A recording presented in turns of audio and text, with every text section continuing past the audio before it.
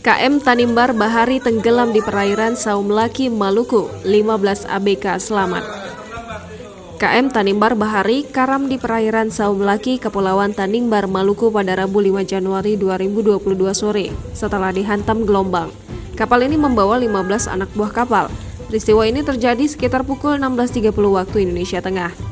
Kapal bermuatan 15 orang ini berlayar dari Pelabuhan Surabaya pada Desember 2021 dan sampai di Pelabuhan Saumlaki pada 4 Januari 2022. Kabid Humas Polda Maluku, M. Roem mengatakan, 15 ABK berhasil menyelamatkan diri. Awalnya nahkoda kapal Suhana melihat kapalnya telah miring kurang lebih 45 derajat.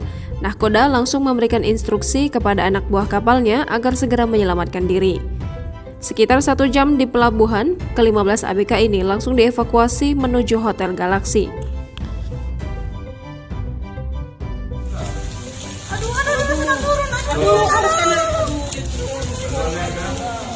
Ya, terlambat itu lari.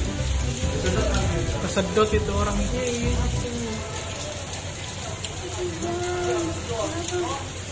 Mungkin cepat tadi, Kak.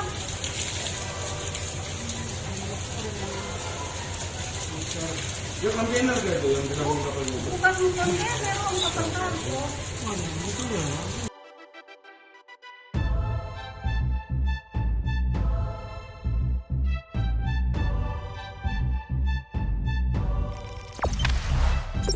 Jangan lupa subscribe, share, komen, dan like ya.